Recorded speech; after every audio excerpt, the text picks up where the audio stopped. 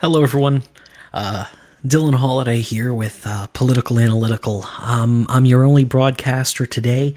To be completely honest with you, we weren't planning on going live.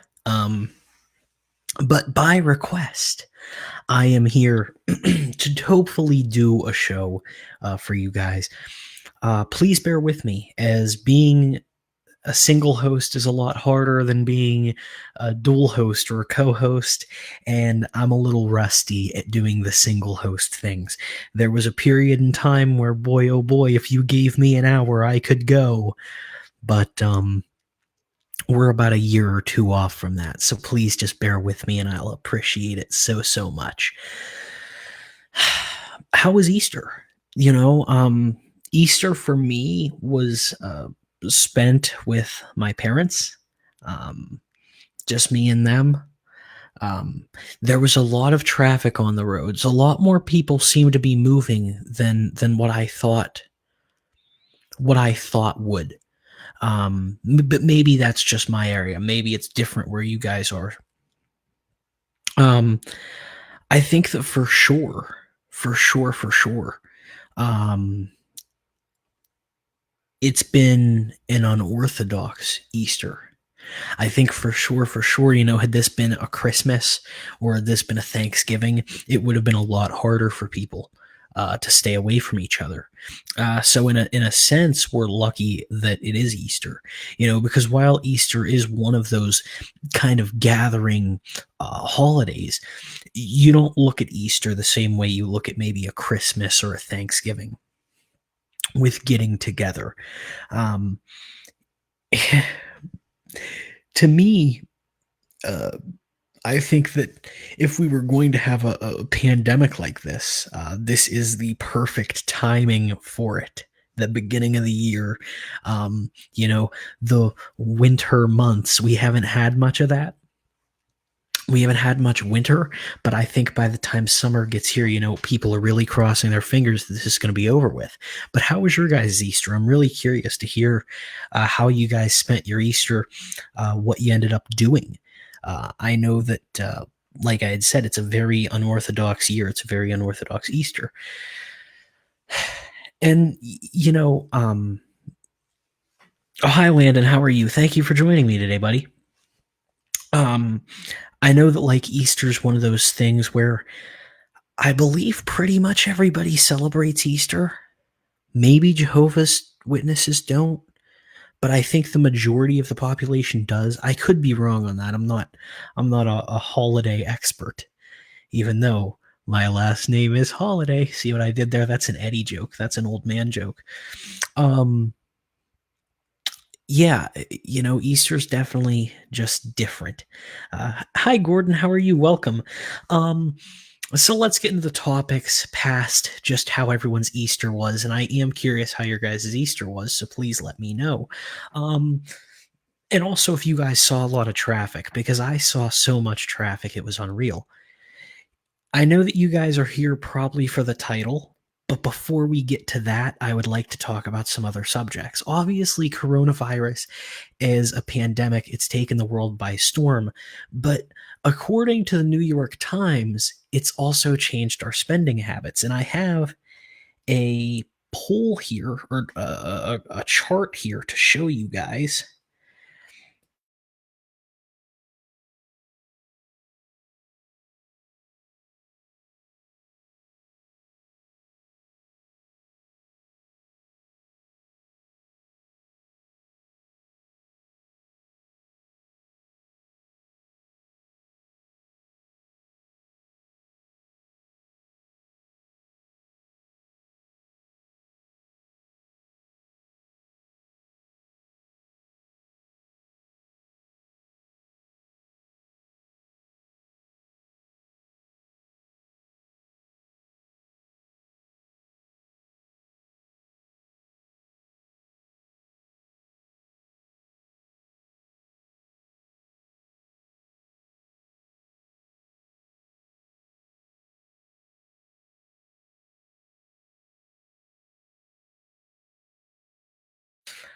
But What do you guys think of that chart?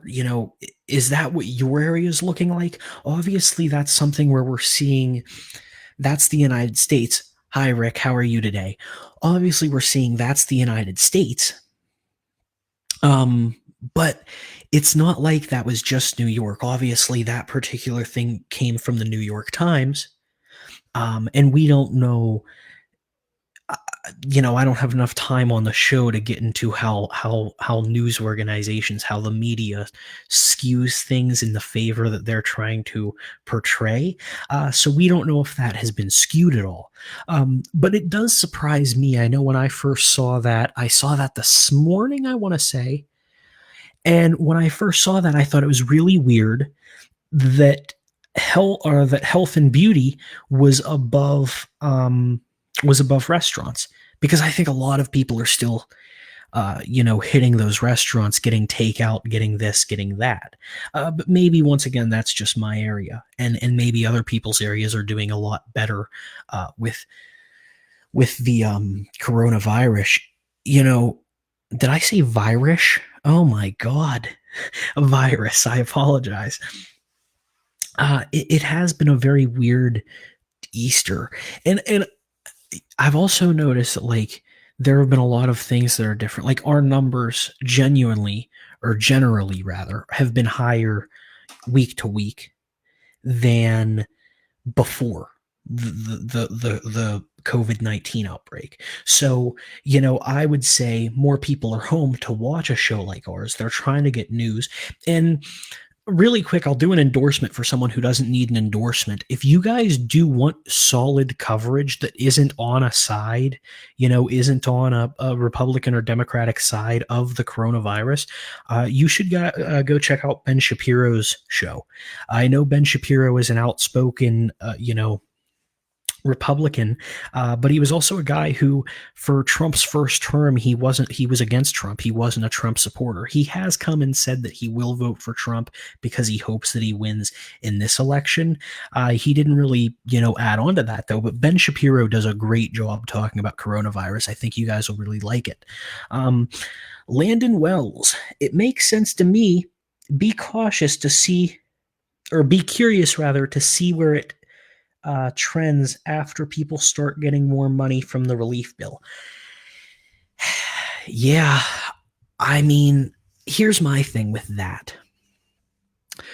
You can't, a lot of these places are just closed. There aren't a lot of places to go for entertainment that are still open. Even restaurants, not all the restaurants are open. So I'm sure we will see an influx on stuff like that when people get their relief bills. I know I'm curious to see how people spend them as well. So I agree with you 100% on that, Landon. Where do you guys think people are going to spend their relief bill? I'm just curious. Do you guys think people are going to do the right thing and buy necessities?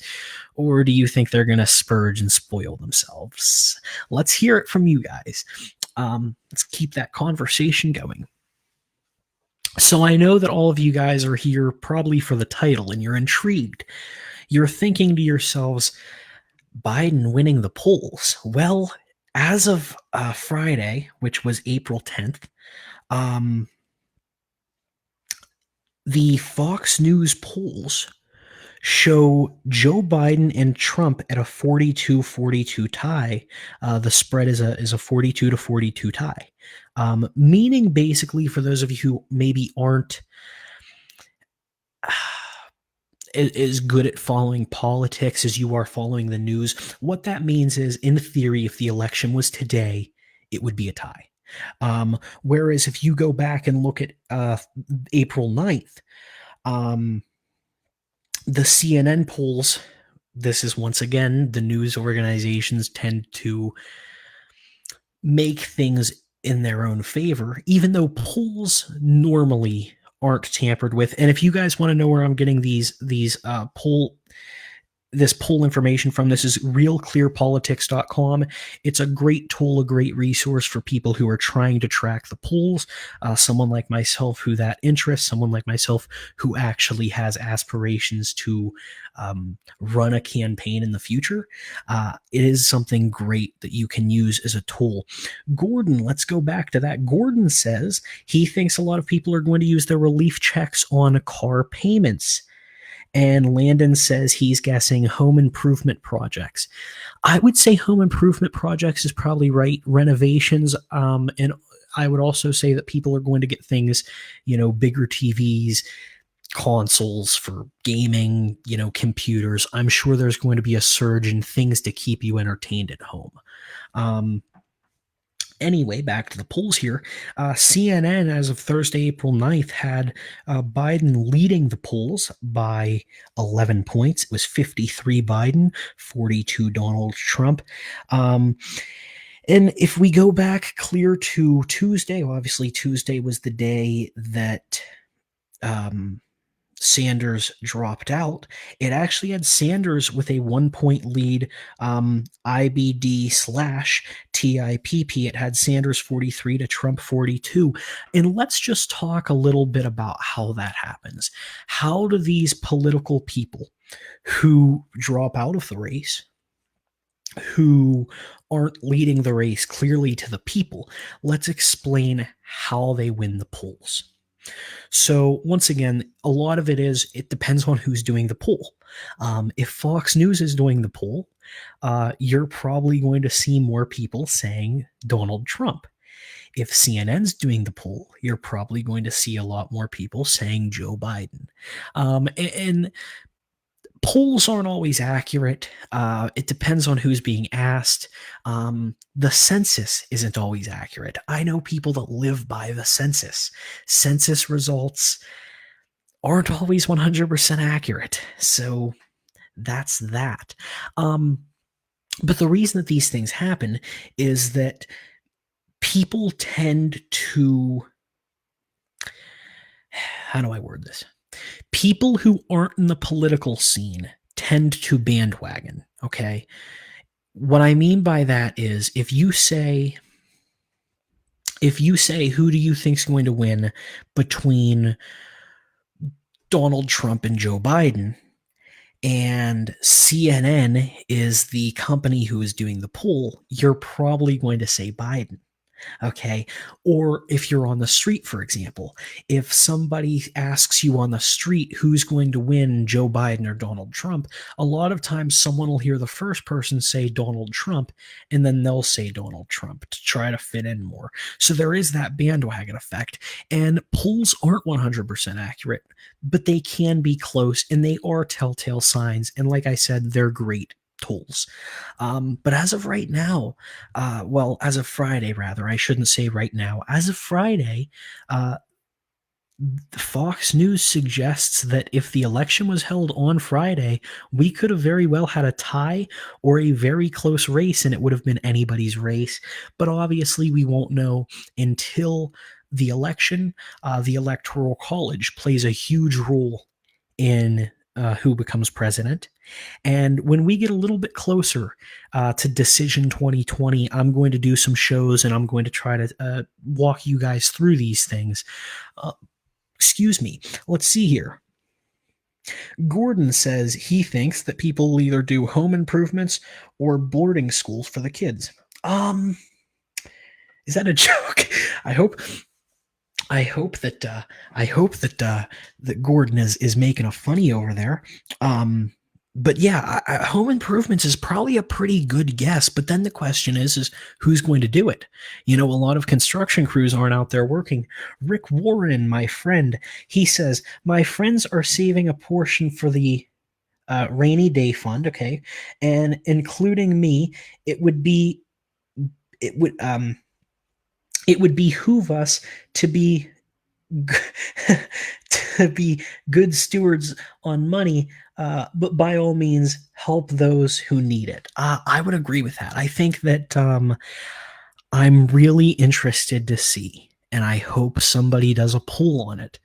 I am really interested to see after people get the stimulus checks, how many people donate and what percentage they donate. I don't know how you would do that exactly. I'm sure it could be done. I know that you can do polls, or there are certain tests that they can do, polls, where they can see how much um, a person gets from income and how much they normally donate. I would be curious to see how much people donate, because I think that number is going to be higher than we think. I would like to think that a lot of people are going to donate to relief funds, but be very careful. If you're someone who wants to donate, be careful that you're not being ripped off. It's great to help an organization that's actually going to help, but do not donate to an organization that is not going to help. It's just not a good idea, and nobody wins at the end of the day. Um, I don't know if you guys, watched it, but obviously the Pope did Easter Sunday's Mass from quarantine or lockdown, and globally, the corona cases, the number of people who have tested positive with the corona have, I think we're up to 2 million. We're either right below 2 million. We're right in that ballpark. Um, and so obviously the Easter service is something that Catholics look forward to all year. It's something that a lot of these folks tune in and watch. And the Pope just called for unity during the stream. He said that we need to come together, and overlook each other's differences. A really solid message rather, from the Pope.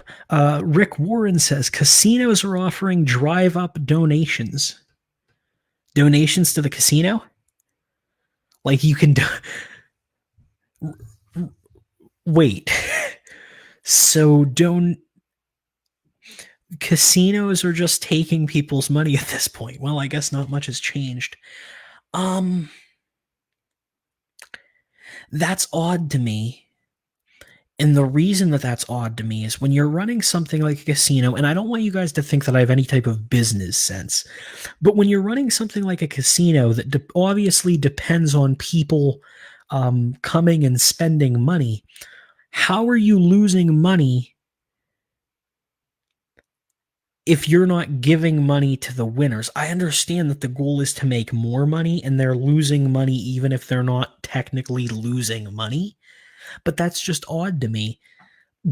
Casinos would be the last thing that I would think were struggling, especially because now you have online, you can gamble online. A lot of these casinos have online online gambling, which is interesting to me. I don't know how many of you guys have online gambled. It's just an interesting thing to me because I would imagine that it's generated and the odds are not in your favor, but I could be wrong. Let's see here. What other news do we have going on? Anything fun?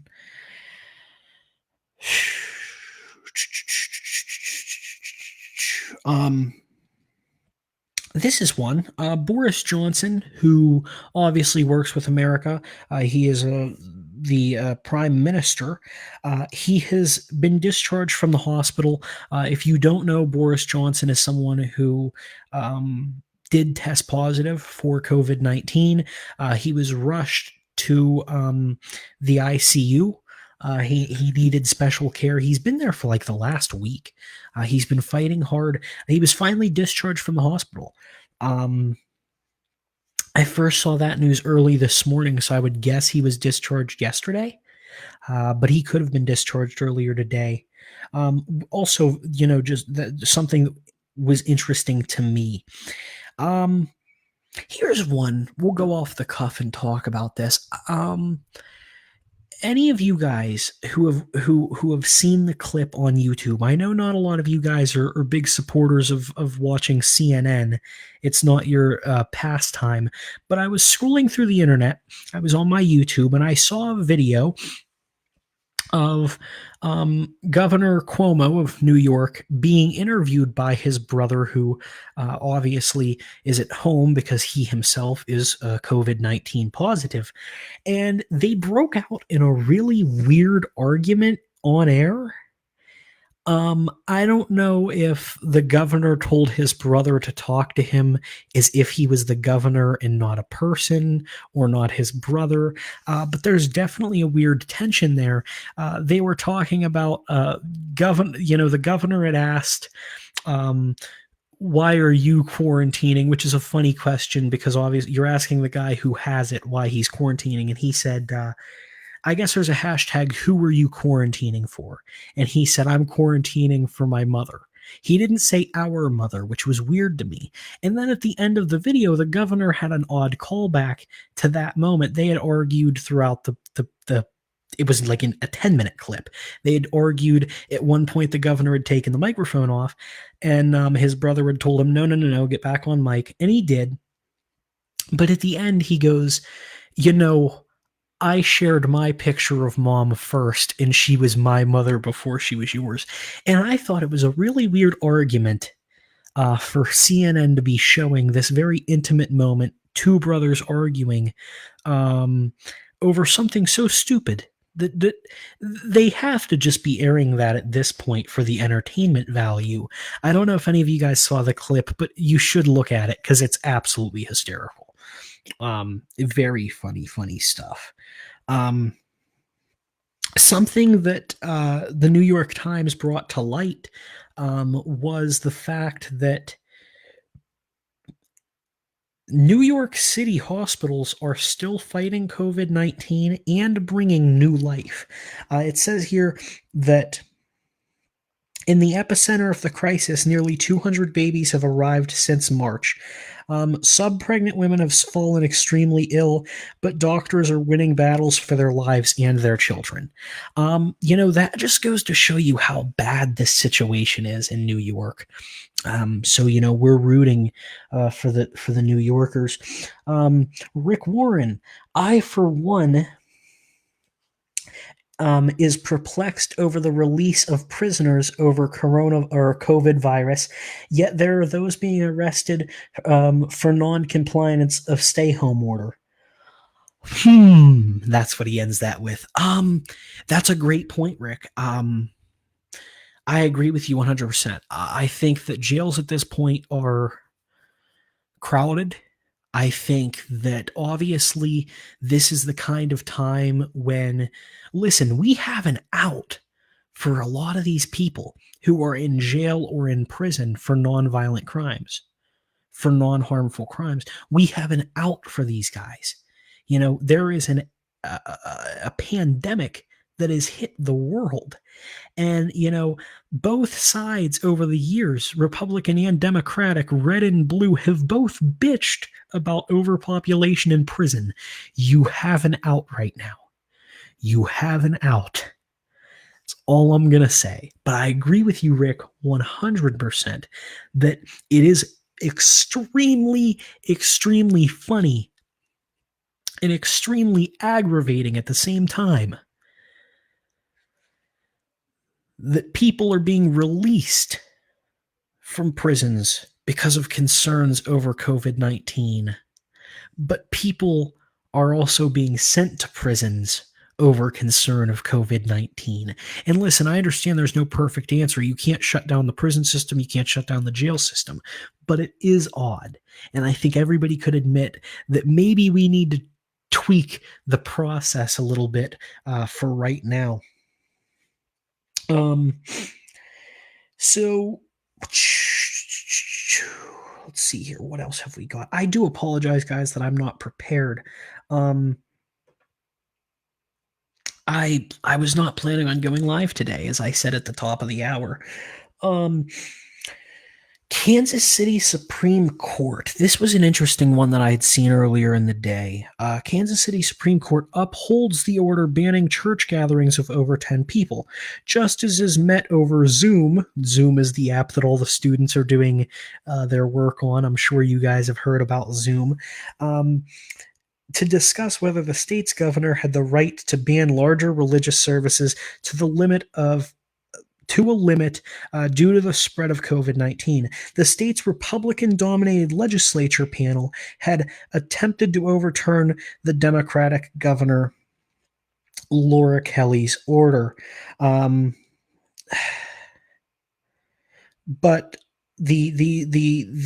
so obviously the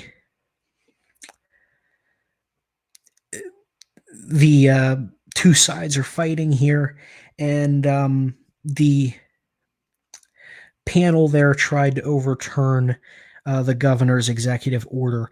I believe that all states are officially in a state of emergency. It had not been like that prior to last week, 2 weeks ago, but we are at a point now where all 50 states are in a state of emergency. Gordon D. Park says Greg Abbott extends the stay-in-place order till mid-May.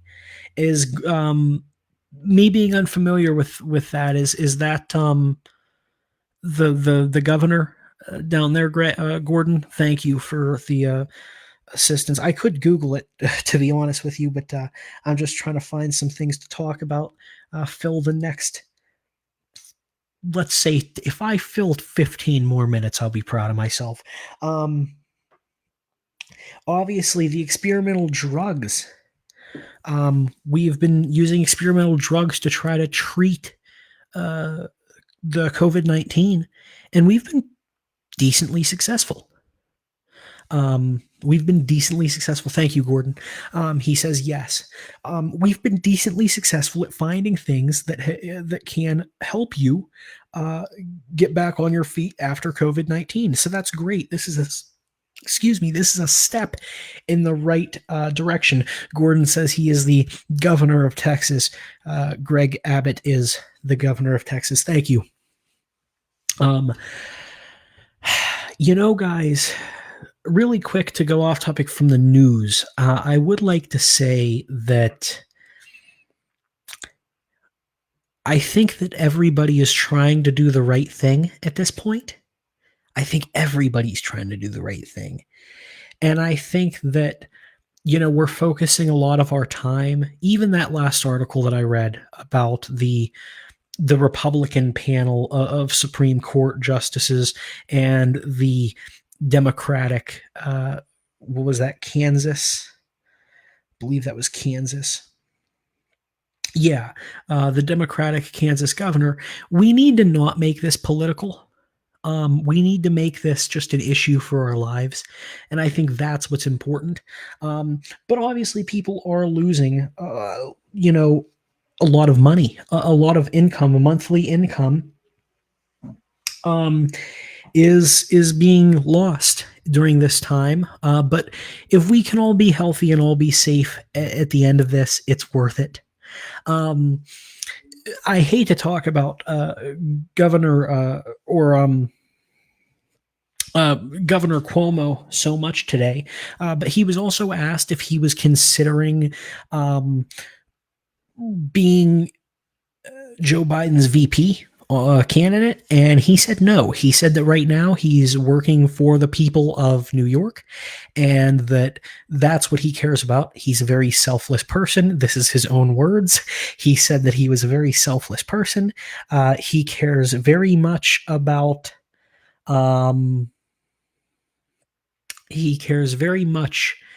about the New York people. Rick Warren, there's our Kansas person.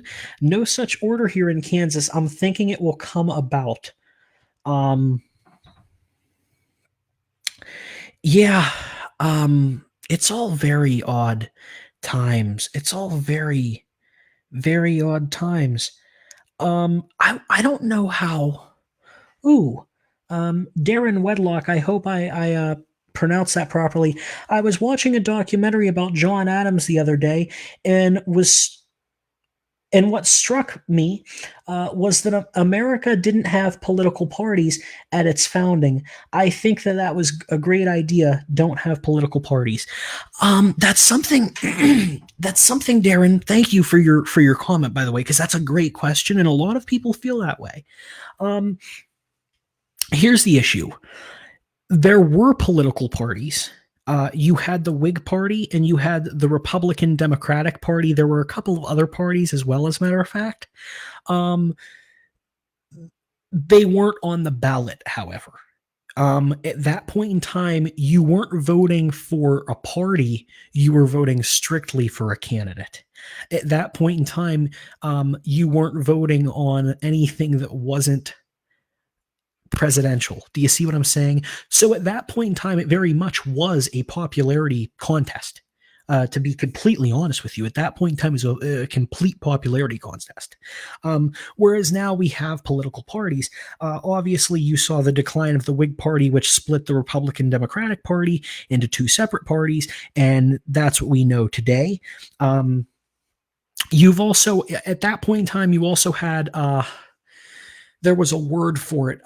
Federalists and constitutionalists, I want to say, while they weren't political parties, they were opposing groups who did have different political ideologies. So that's an inaccurate statement, but it is a statement with flakes of truth within.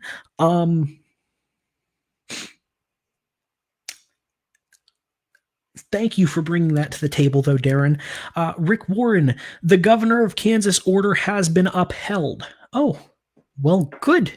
That's listen, people shouldn't be gathering in groups of more than 10 people. I think anytime we actually end up agreeing that people shouldn't do something, we shouldn't try to overturn something over something political.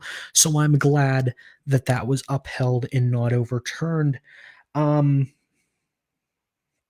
Obviously, I talked about it earlier, and I don't know why this is popping up, but obviously, Bernie Sanders did end his 2020 race earlier in the week.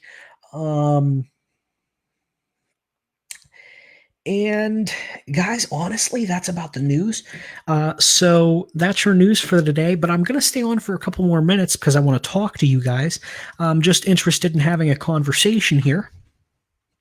So, obviously, at the beginning of the hour, I was asking everyone how their Easter was. I hope that everyone's Easter is still going swimmingly. And I'm so grateful and thankful that you folks spent your Easter here, a portion of your Easter here with me. And at this point in time, I'll take any questions or talk about any topics that you guys want to throw at me. I'll kind of just sit here for a minute and wait, I guess. Like I said, I know that it's a little bit slower paced when it's just me, but give me credit, guys. It's been 32 minutes and I've been solo the whole time. So I think I'm doing a decent job, and I appreciate your patience and your kindness during this time. Eddie would have loved to have done the show. Unfortunately, he had to go out and work, so he was not available to do the show with me today. But we will be doing, obviously, the show next week, hopefully.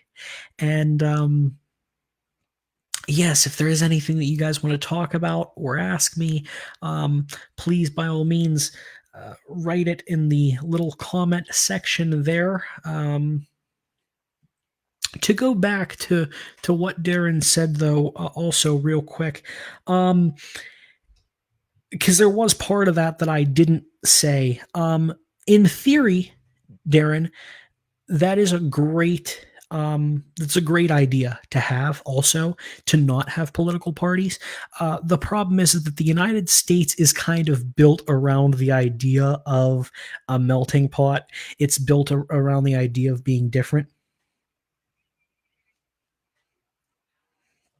Okay, Darren, thank you. You please take care.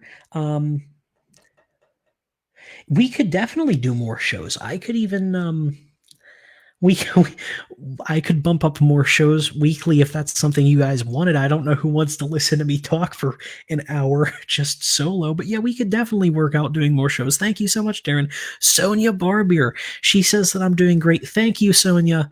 A real quick story about Sonia, because we're kind of winding down. This is the non-news segment. This is just the fun segment.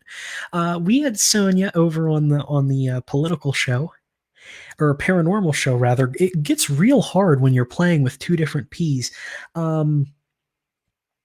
Sonia was the first guest that we had where I kind of took the hosting perspective, and we were struggling together, but we made it through. Sonia is one of my favorite guests, so give her some love, guys.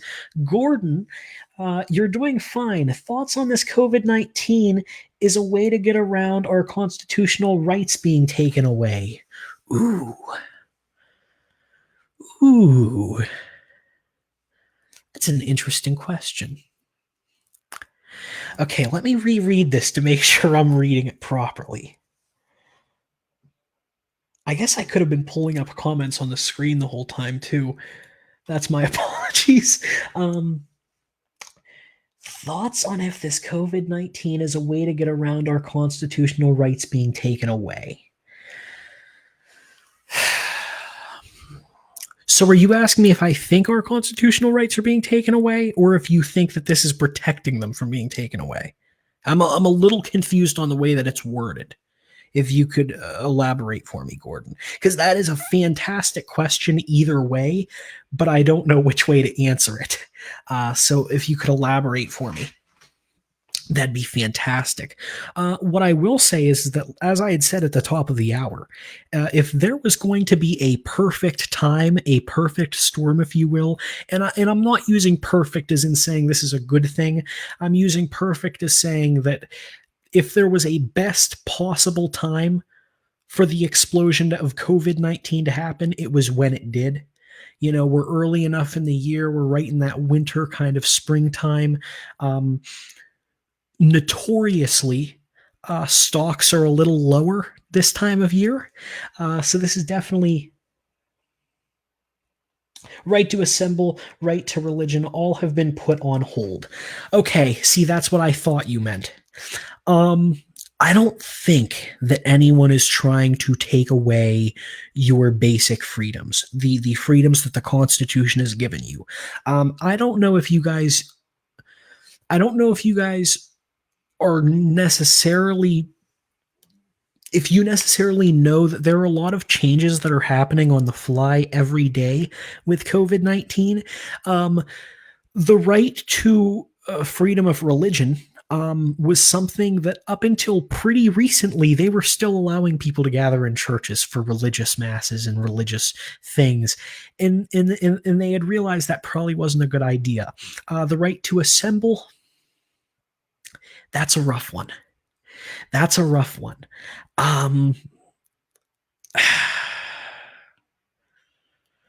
That's a rough, because the way that I look at it, and this is me, purely my own opinion, the way that I have always looked at the right to assemble is I have always looked at it as something for the anybody else just see? I've always looked at it as something as a safe light for the press, something as a safe light for unions. I've never seen Sue, hello, you are a bit late, but it's okay. I have never seen regular citizens assemble. They're always a part of some group. It's always mothers against drunk driving,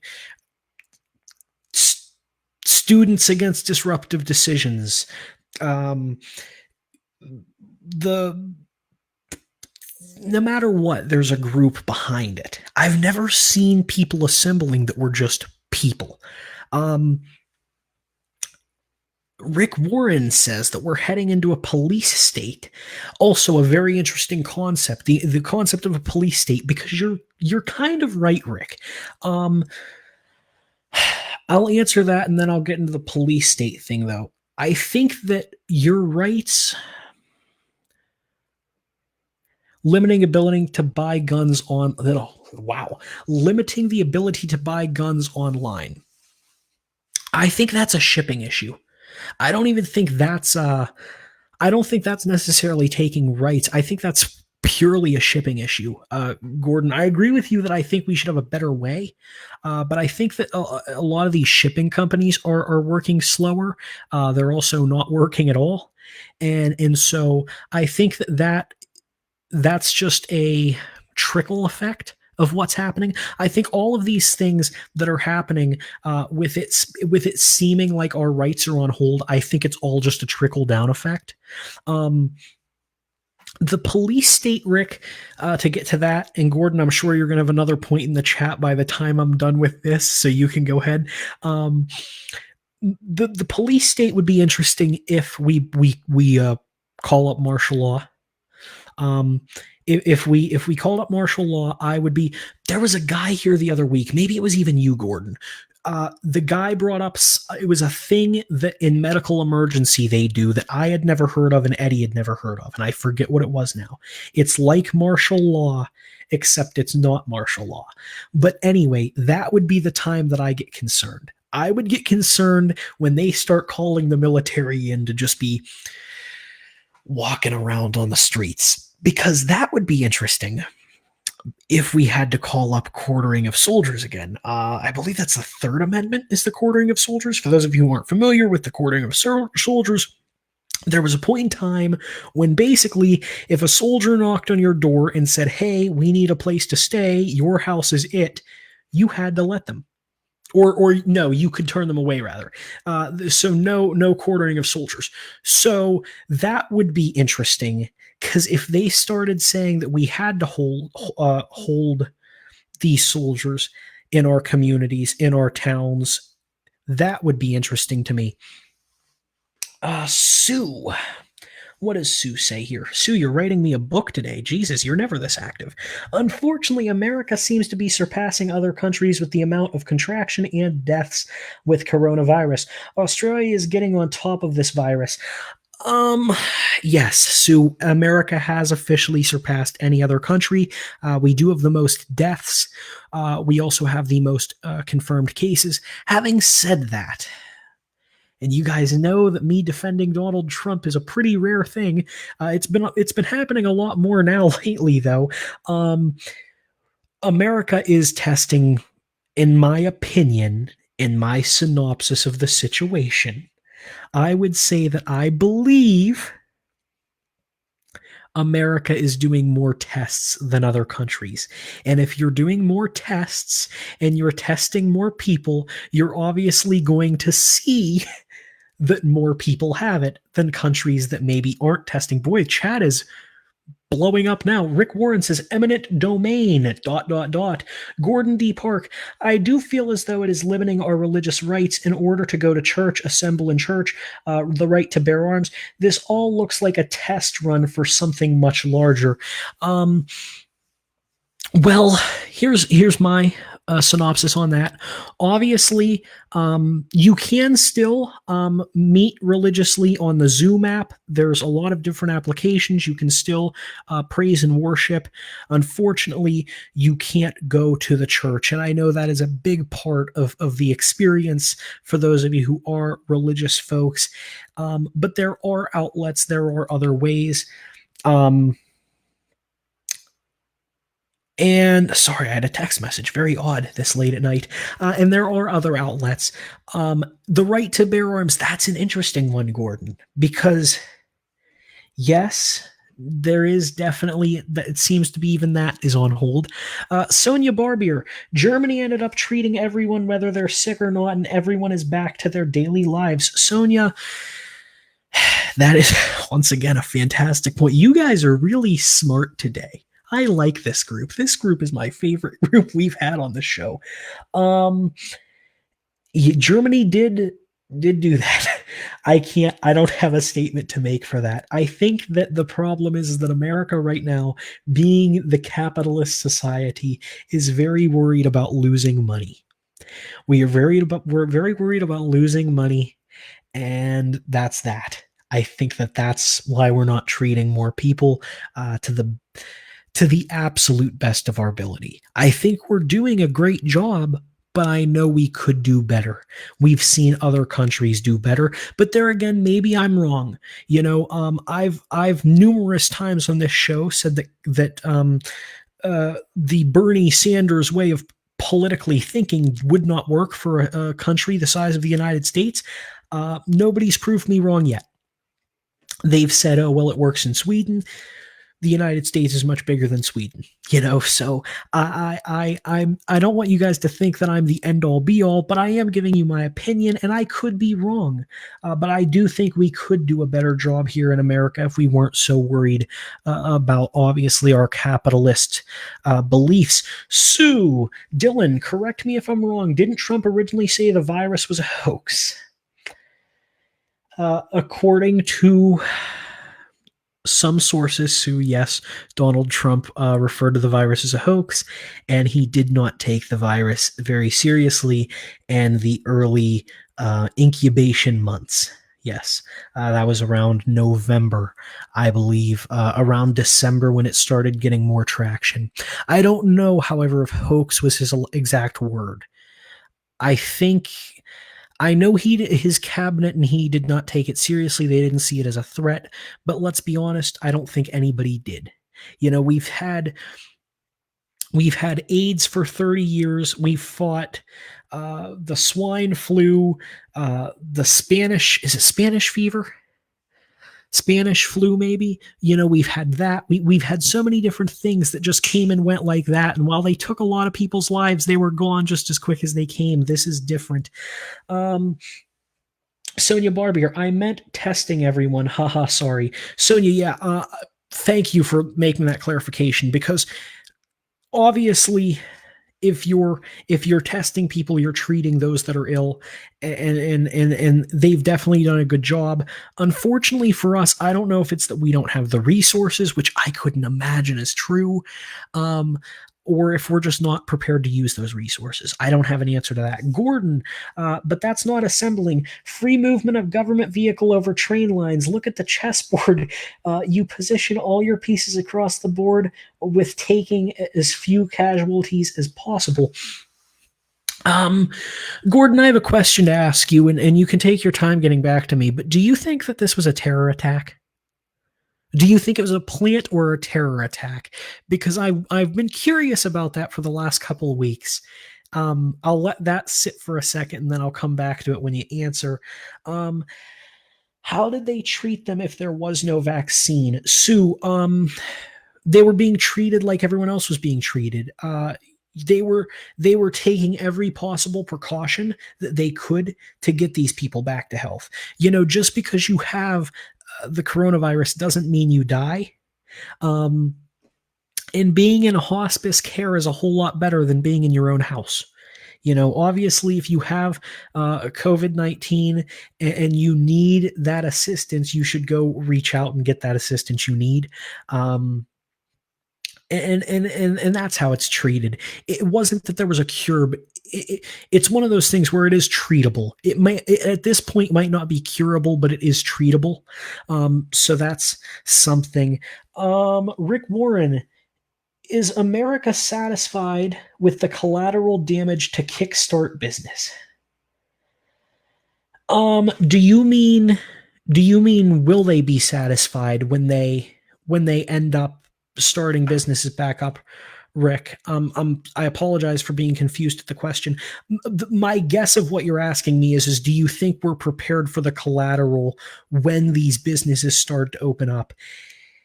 And the answer, in my opinion, and once again, I'll preface this by saying I could be wrong. I think we will go into a depression state. I don't see our stocks being able to handle that kind of fluctuation. I don't see it happening. Exactly, Dylan. I don't. This is Sue Montague, everyone. Exactly, Dylan. I don't think we'll see anything of this magnitude again. You may be right, you may be wrong. We didn't think we would see anything of this magnitude ever. So who's to say that it couldn't happen tomorrow? Um, yeah. Sue says, Dylan, give me some credit. I know everyone doesn't die from it. Yes, Sue, I know. I'm not trying to implicate anything. I was just trying to speak as vaguely yet as fluently as possible and explain the situation. I'm just trying to buy some time, Sue. Thank you so much. Gordon D. Park, I don't think it was a terror attack. I go back to the statement I've made before. How many people do you personally know that have COVID? I think it's all fake. If we go police state, we go back to the Nazi Germany to have papers to move freely. I think we were on that cusp. Question. Okay. So, Gordon, let's say that this is all a hoax. How did we get every country to agree to do the same thing? And why would the other countries start reopening? Countries like Germany, who are pretty much back to free life, countries like China, who are now out of quarantine. How did we get them to agree to go along with it, and then they decided just not to anymore?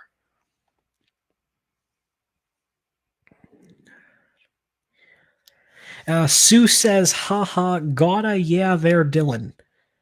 I don't, Sue, I don't know what that means. I'm sorry. I assume you mean got you there. So, kind of, I guess. Okay, Gordon Park says the NWO. For those of you who don't know, that is the New World Order, not the professional wrestling clique, which I did not know was a confusing thing until very recently. Everyone, so you what you're suggesting, Gordon, is that the powers that be, the powers of the world, some people believe it's the United Nations, some people call it the Illuminati. It has very different titles. You believe that they have come together to take away all of our rights, and their plan is to what? What is the plan? What is the end result of imprisoning all of your people? Because to me, there is no end result at that point. And see, this is normally a topic we would talk about on the paranormal show, but because it's being brought up and because this is such a big news, I will talk about this on this station over here on the political world. So what does this group have to gain by imprisoning the entire world?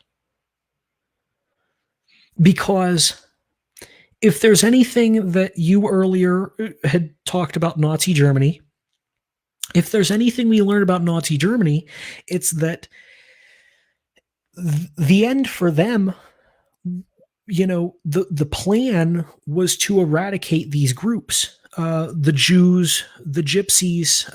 I shouldn't say Gypsies. The Roman nomadic people. Anyone who opposed politically, that was the end goal. The end goal was not to eradicate. But what I'm saying is, okay, I understand. So Gordon says control, and I understand that. But what I'm saying is, at the end of the day, if the the power of the many outweighs the power of the few, if there's a few people trying to take over the world, the rest of the world is going to rise up. Especially in the United States where we have our guns. Let me tell you that I know there are some crazy sums bitches who will definitely start using those weapons. So I guess I'm confused on why you feel that way and what the end game would be, what the end result rather would be. I'm also curious on how we're seeing how Corona would be the start of this. I understand that you think that this is just a test for that, but what do you see them doing later? Do you see them amplifying this disease? Do you see them taking our guns? Because what I'm saying is I can't see a correlation for people being sick and them saying hand over your guns, if that makes sense. If that makes sense. Sue Montague, well, I guess this coronavirus is the new um, is new to the medical field, so I guess they have to take every precaution possible. Sue, it is new, but it's not new. Coronavirus is a general term. COVID-19 is the specific strain. There have been people who have been researching and looking into this for the last 20 years. Some of them, I believe, longer, some of them 30. So we've known about it. We knew what could happen. Um, Unfortunately, without creatures to test on, you don't know what's going to work as far as cures or healing. Um, okay, Unite Humanity. This is Gordon D. Park, everyone. Unite Humanity. A Trump's space military dissolent descendant factions throughout the world. Endgame question mark. Population control. Taking guns? No. Stop the making of ammo. Okay. Sue asks, 1 second. Sue asks, why do you need your guns? Okay, Sue. In America, our Constitution was written at the time, depending on who you ask, to give as much power to the people as possible without running our government into the ground. We needed to have a functioning government. We couldn't give people all the power. We would have had anarchy. We would be in a police state. We had our guns in case our government ever became tyrannical. We could defend ourselves as the people. That, Sue, is why we need our guns.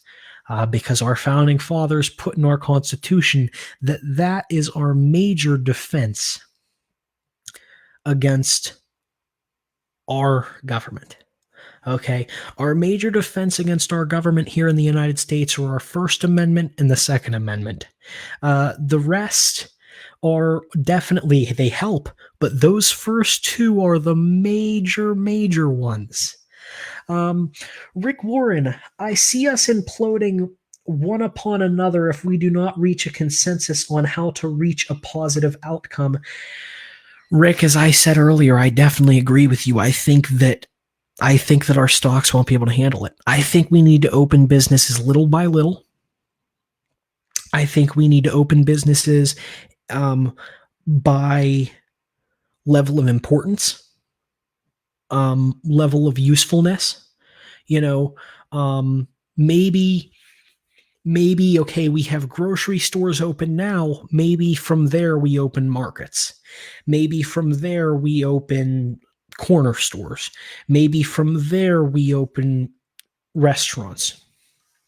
Maybe from there, all those things in between. Obviously, that is a super basic, synopsis, but that's what I think would probably work best. Gordon D. Park, hunt to provide for my family when there is no meat in the stores, and also to protect my family. Sue Montague, by the way, we're still in lockdown, but I think they're going to start relaxing the restrictions soon. I know your amendments, but sorry, I don't agree with guns.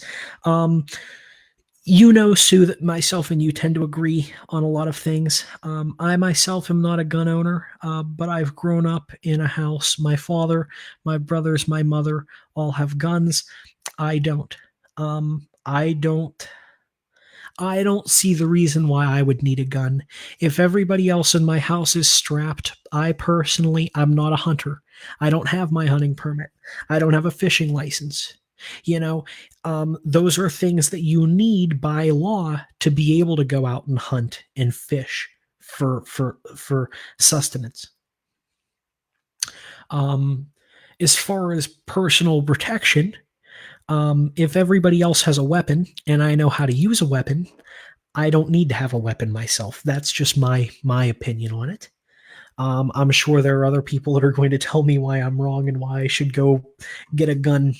But that is my opinion. However, I'm not saying we should take away gun rights. I don't agree with that. I think we should definitely still have our guns.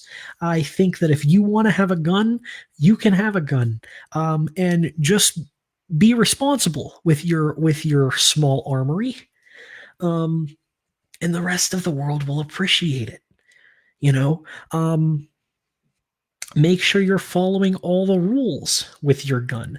I know the majority of gun owners are very good about following the laws, very good about following the rules, but there is that small group that doesn't. And Sue, I hope that kind of puts you at ease, that kind of reasoning, that kind of rationale. I hope that puts you at ease when you're thinking about why America has guns.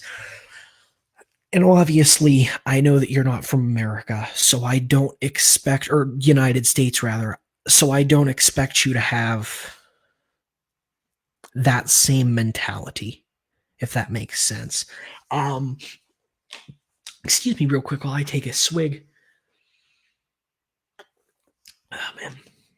But to get back to the original point at hand, what all started this was, I don't think that our government, Gordon, is trying to take away our rights. I think that to keep people safe, there are certain precautions that have to be made. And unfortunately, it's a give and take at this point. And to give us life, we have to take, the freedom to assemble in groups more than 10 for a short period of time. But hey, before you know it, that's going to be back. And this is all going to be for nothing. Gordon D. Park says, I just went into the gas station where a buddy of mine works. His brother just died yesterday. He can't even have a funeral for him without incorporating the internet. He didn't die of COVID. Right to assemble, he can't. Neither can his family.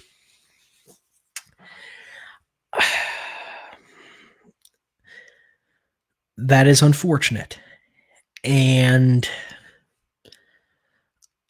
my heart obviously goes out to folks in those situations. Having said that, though, thinking about what a funeral is remembering a loved one. Your loved one may have died today, but in a couple months, they're still going to be dead. You can remember them today yourself, and in 6 months say, hey guys, we're finally going to have the service for, in that case, you said it's his brother. I understand it's not the perfect world. I understand it's not the best way, but unfortunately, that's the way that we have to live for the next couple months, because we don't want this outbreak to get any worse. Rick Warren, I am a gun owner for protection and to defend our Constitution from all enemies, foreign and domestic. I think, Rick, that pretty much sums up why most people are gun owners. To be very real with you guys, for my statements there a second ago on Gordon's post, or on his comment rather, I don't want you guys to think that I'm a dick for thinking that way. But I want you guys to realize that when you think of what a funeral is, it is a memorial. You can have a memorial at any point.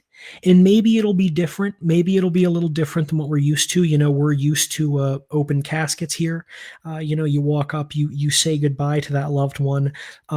But a memorial is still a memorial. It's still in honor of somebody. And you're still going to be able to honor that person in a couple of months when this all passes over and when this all blows over. Times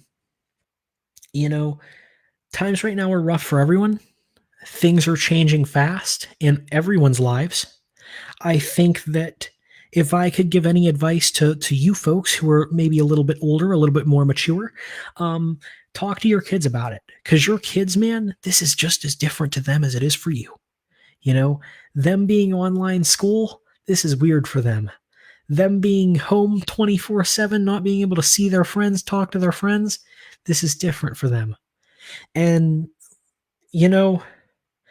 for those of you who are waking your kids up at 6 in the morning because you want them to stay on that school schedule.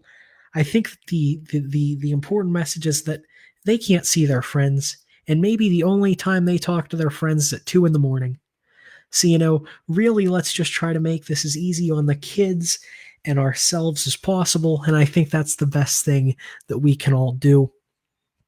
I know we're in deep conversation here, but I am winding down here, so we'll do 5 more minutes. At 10:10 EST, I'll call it quits here. So we have about 5 more minutes. I'll take questions. Sue Montague back in the chat. Of course, we have guns here, but unfortunately, people used them to shoot people. Wow, I spat. I apologize. That's why they bought the gun amnesty. I can't speak. I'll pull that up so you guys can just.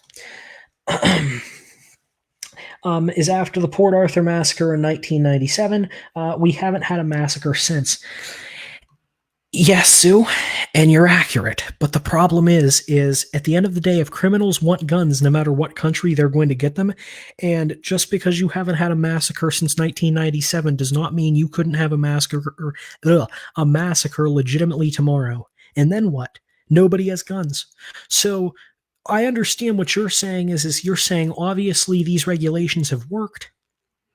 But what I'm telling you is that if a criminal wants to get a gun, they're going to get that gun. And if they want to kill people and they want to damage people, they are going to do that.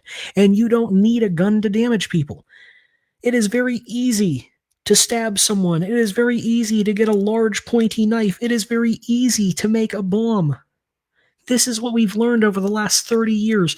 There are ways to hurt people that aren't shooting them. Guns have obviously a bad stigma around them because they are a common tool, but they are just that. A gun is a tool. The gun does not kill people. The knife does not kill people. It is the lunatic who has it.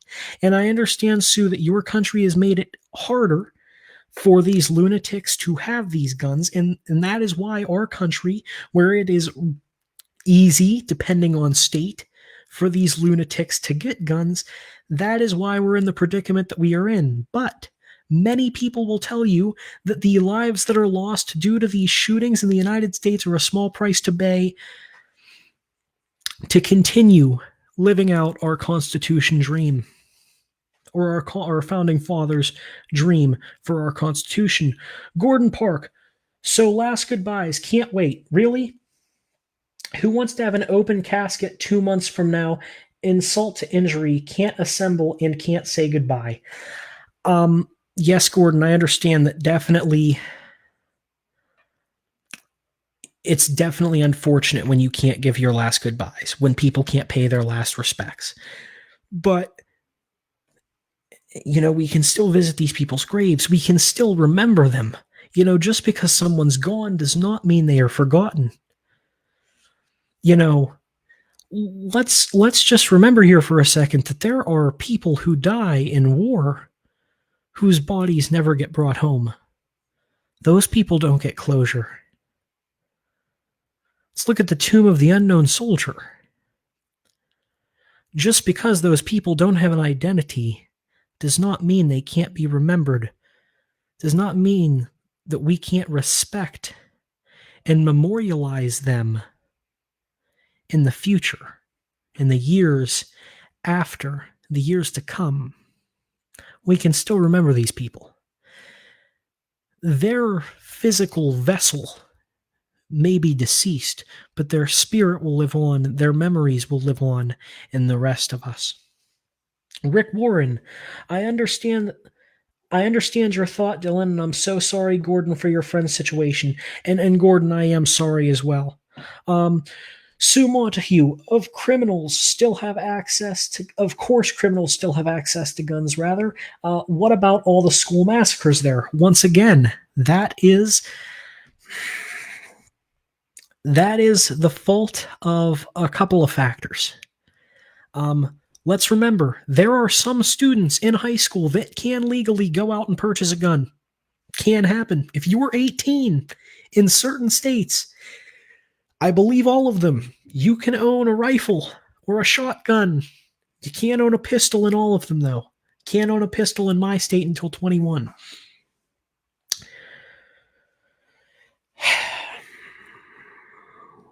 Thank you, Gordon. I appreciate that. Like I said, I don't want you guys to think that I'm a dick for my way of thinking.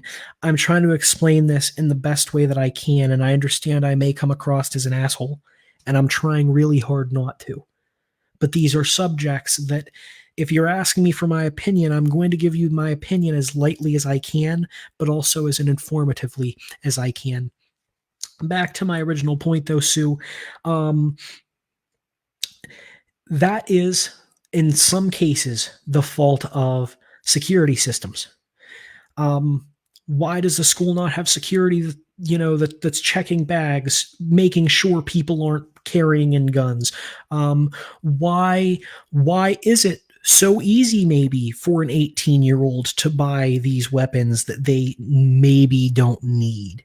Okay, but that's also an opinion. To say that someone doesn't need a gun is an opinion. Okay. Um, Maybe it's the fault in most cases of the investigation bureaus when these children are turned in as being a threat. They're investigated. These bureaus say, oh no, they're not a threat. 2 months later, they end up shooting a school. It does happen. And I don't have a solution, Sue. I wish I could tell you I have a solution, but I don't. Because I know America. And any solution that I would give would be disagreed with by somebody else. And Gordon, my last point was going to be also the fault of the parents for not paying attention. Yes, there are certain parents where these kids there are no locks on the guns. The kids know the combinations. The kids know where the ammo is and this is and that is. And they're using their parents' guns to carry out this shit. But there again, not all of these people doing these things have parents. Some of these people are living independently, doing their own thing. It would seem as though their lives are together. But once again, Sue, I don't think we can blame gun laws on people killing people. I think what we really need to look into, besides weapon regulation, and I notice I didn't say gun control, I said weapon regulation, because I don't believe anyone should control your guns. I think there's a stigma behind that phrasing. When you see your gun control, you think they're going to take your guns.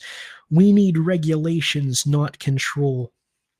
Having said that, I think we need to work better at dealing with people's psyche, people's brains, because those people, those damaged people, those are the people that we need to help. And I don't think most countries, not just the United States, but most countries, have done a good job helping those people.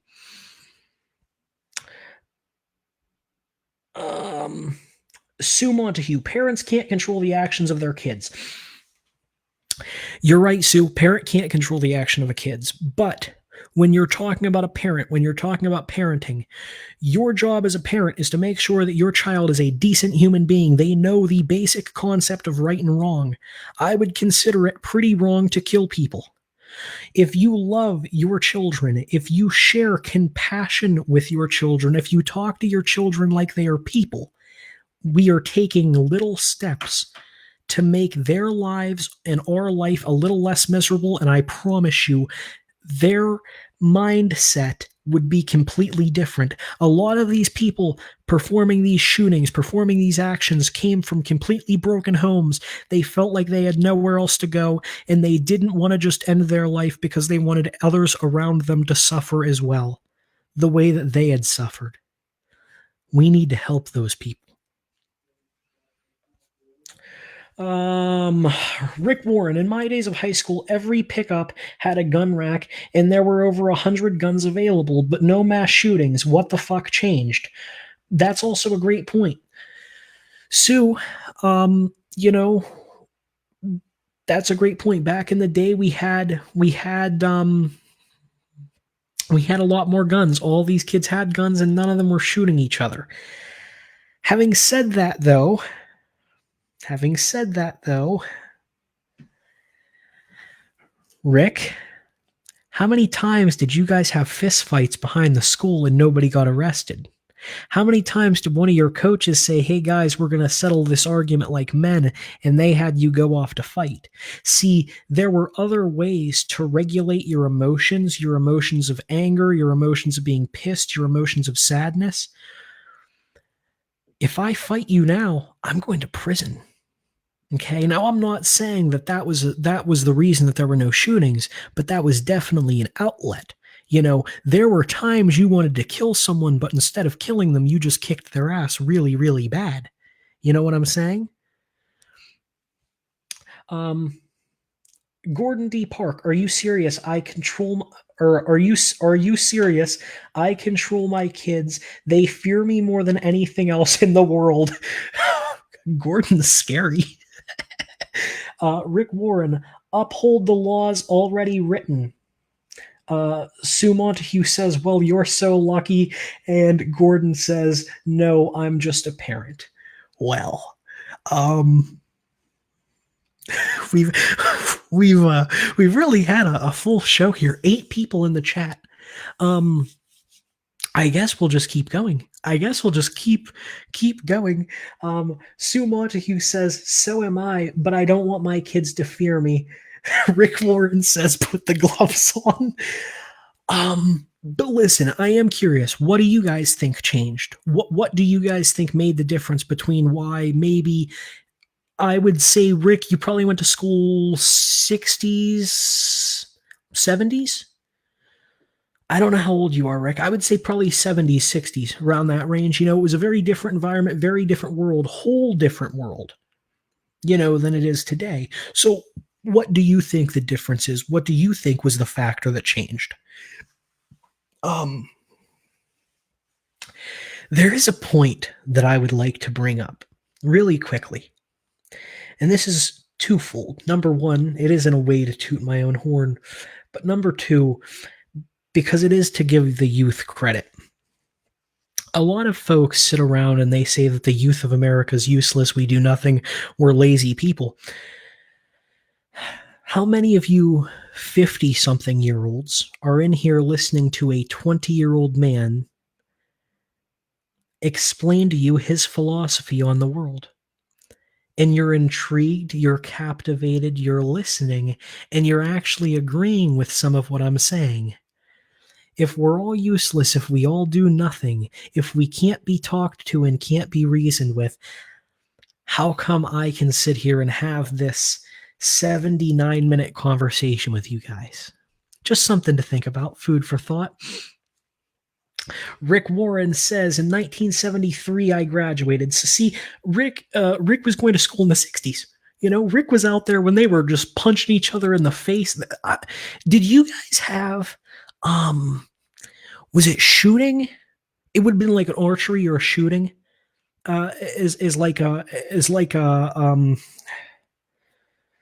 Oh no, what do they call it? Not a sport, an auxiliary. Did you guys have like shooting as an auxiliary? I'm curious about that, Rick. Gordon, but a healthy fear is good. Kids knowing that your parents will bust your ass is healthy. Gordon, 1994 graduate, and we had more gun racks in our trucks than we had pencils. That's a fantastic quote. I can tell you that we don't have gun racks now because you'll get actually arrested. You will. We can't have. Here's a real story from my high school days. I graduated last year. There was a day I accidentally had a knife in school. I'm not a gun owner, but I do like to carry a knife. Just a pocket knife. My grandfather gave me, probably that long, that high. I had it in my pocket. I had forgotten. I decided to do the right and noble thing. I took it to the office. I went into my principal's office. I said, hey, sir, I accidentally had a knife in my pocket. I'd like to turn it over to you. My only request is, hey, could I get this back at the end of the day? It was my grandfather's. Guy made a whole big stink about it. They had to call in the police, do a whole investigation. I had explained to them what had happened. The police were super kind people, super lenient. As a matter of fact, they were able to talk my principal into giving me my knife at the end of the day. Accidents. Someone who committed an accident was treated like a criminal. That's today's society. Sue Montague says, well, we'll agree to disagree, referring to Gordon, obviously. Rick Warren says, yes, we did have fist fights. We put the gloves on. We didn't have computers to hide behind. We had gun safety courses. And Sue says, oh, Jesus Christ, you people are a bunch of fucking comedians in here today. Sue says, haha, I'm glad Gordon's not my dad. And to which I will rebut and make a bit of a joke to lighten the mood a little bit. Sue, aren't you old enough to be Gordon's mom? Badunts. You know, what's the drum? I think badunts is right. I don't know what the drum line thing is. Gordon says it was an elective that we had in AG. I got my hunter safety course from there as well. In AG. What's AG? I'm sure it's something obvious and I'm just stupid, but I have no idea what AG is. Maybe it is something obvious. I don't know. Yeah, but see, that's also the thing. Like now, there's one school in the area that I believe does archery, but there is no shooting. Having said that, though, we do have a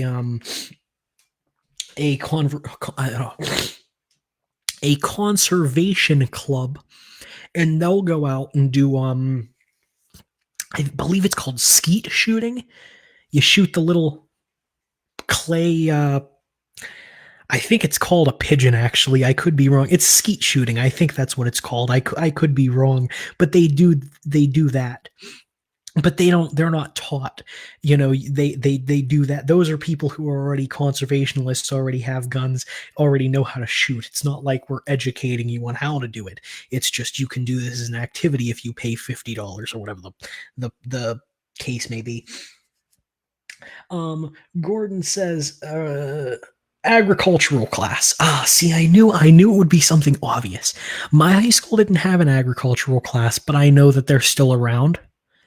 I wish my high school would have had an agricultural class. I do. I think that would have been neat. Sue Sue says, excuse me, Dylan, old enough to be Gordon's what?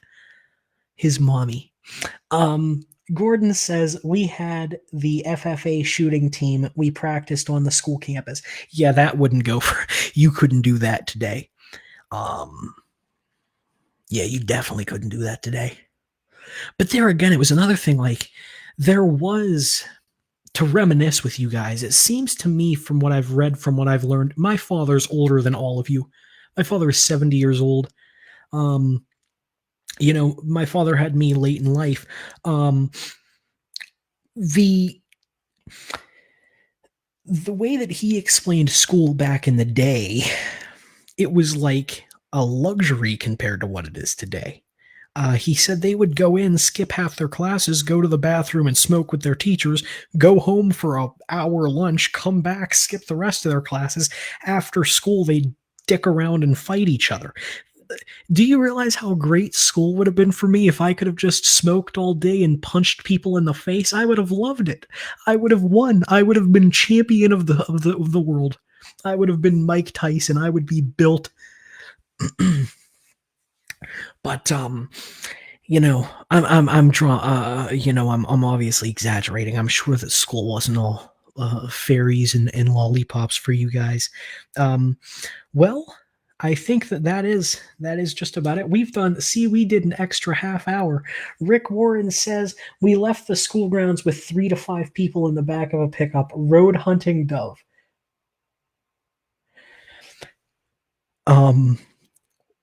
What's Do I want to ask what road hunting is? I'm going to keep this show going just to ask what road hunting is, a matter of fact. Were you all in the back of the gun with were you all in the back of the truck with guns like aimed for birds? This is completely foreign to me. This is good learning for me. Sue is horrified at the comment that I made. I apologize, Sue. It's just for the funnies. Gordon D. Park, we fist fought as well. There was a code. No one held. No one helped, and your problem was solved afterward. You were undefeated. Gordon was undefeated. Because we're at a fun time, we're all just sharing stories anyway. I'm not even on any time constraints, really. I don't have to end it at any time. If people are listening, people are listening. When I was in third grade was the only time I had a fight. I fought 5 people. I won. But to be fair, that was the beginning of me. I had just at that point in time started to learn martial arts. In my life, I had become well versed. And when I say well versed, I mean I had learned the basics, entry level in different martial arts. Brazilian Jiu-Jitsu, Shotokan karate, Shotokan, and boxing. Also a bit of wrestling, grappling, which, jiu-jitsu is Brazilian jiu-jitsu is a lot of grappling, a lot of submissions. So that helped me in that. These were all entry level. I never got above a red belt, but I had the basics. When you go into these things, they just teach you the basics over and over and over again. It doesn't matter if you're a white belt or a black belt, you're doing the same class and you're just learning the basics. They're drilling it into your head. So you're perfect. And so I had learned, oh dude, I gave those guys hell. And then as I got older, I was able to nobody messes with the big guy, even if they're 5'6" and short like me. Nobody wants to mess with the big guy. It wasn't until I started dealing with drunk people. The drunk people want to fight the big guy, but no one else does. Nobody else cares. Gordon D. Park, hunting from the road, exactly. That's a safety hazard. Guys are just shooting at shit on the fucking streets. Jesus, hope a car isn't coming. I guess the closest comparison I have to that would be a complete pussy statement. We can do deer spotting. We can do spotting in the non-hunting seasons. There's a certain season you're able to do it to. There's a certain set of dates, but we can spot for deers. That's the closest that I've came to dove hunting. Jesus. Gordon D. Park, when I got my GF as a junior in high school, I had to fight 5 people by lunch that day.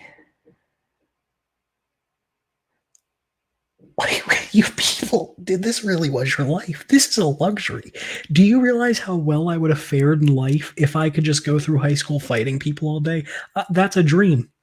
My first fight was in kindergarten. Asshole took my blankie. Rick, I don't know what's funnier, the fact that you fought a man over a blankie or the fact that you still remember that you fought a man over a blankie. Mark Guess is in here doing a little endorsement for Trump. He says, vote for Trump in all capital letters. Thank you. Unfortunately, you missed the political portion of the show. Now we're just all BSing in here. Yep, that's a pussy statement. Well, Gordon, at least I'm honest with you guys. I didn't live the lifestyles you guys did. Mark Guess once again saying Trump, Trump, Trump. Yeah, man. Looking back at listening to the stories you guys tell compared to the stories I have of being in high school and being younger. Yeah, you guys, I don't know what the disconnect is, man. You guys were wild.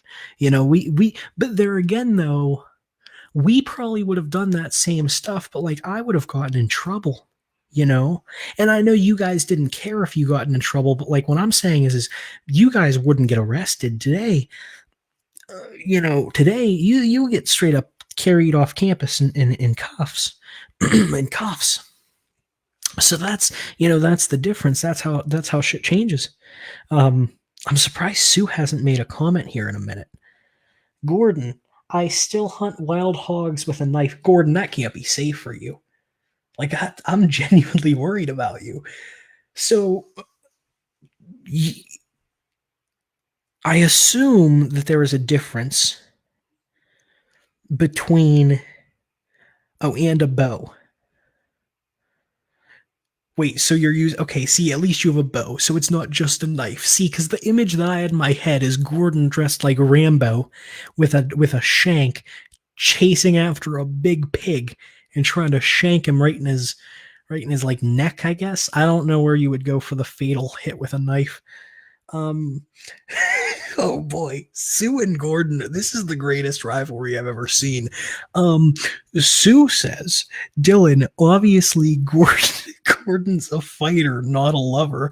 And Gordon responded with, wouldn't you like to know, LOL? And all I'm saying is, I'm feeling a lot of sexual tension here. I think you two just have to kiss and make up, and it'll all be better. I love you guys both. You're both great resources for the program here, and we can't have a little rivalry. We can't have this. I'm sure if Rick or if Eddie's not watching right now, Eddie is going to be so disappointed that he missed out on this show, because this has been one of the most classic. The statements. First off, line of the day has to be, we had more guns than we had pencils. That is the line of the day. Rick Warren, our words are totally different. We could go Rambo before Rambo was popular. Yeah, who was your guys' like action star? Because now that I'm just learning, this is a fun kind of conversation. Obviously, like we had, we have Rambo. We didn't have, we had Rambo, but you guys had to have someone like before that. Must have been John Wayne, I guess. John Wayne would have been your guys' burly killing everyone guy. Um, Sonia Barbier. Sonia, I'm amazed you're still in here. She goes, I'm on the sidelines just reading the comments between Gordon and Sue. I think we all are. Gordon and Sue have just stolen the show. I think these two need to do their own show. Yeah, okay, so John Wayne was the Billy Jack. Oh boy, I'm gonna Google this one. Give me a second. I know who John Wayne is, but I'm sure if I see Billy Jack, I'll know. Yeah, John Wayne was your guys' Sylvester Stallone. Billy Jack. Okay, so the movie came out in 1971. Okay, Tom Lawton was the actor. It was a movie, not a person. I know who Tom Lawton is. Very interesting. Yeah, very interesting. John Wayne's the guy, though. I like John Wayne movies. My favorite Western movie is True Grit, and not even the one with Jeff Bridges. Um, Gordon says, "Oh hell, I forgot about Billy Jack." See, that's what's great about this show is we did a whole hour talking about politics and the bigger governments taking over, and now we're in here for the last 30 minutes talking about Sue being old enough to be Gordon's mom, and you guys fighting and punching each other after school, and your guns. And I learned what dove street hunting was, which I guess I don't know what I'm going to do with that information. I guess that and 50 cents will get me a piece of gum. I don't know.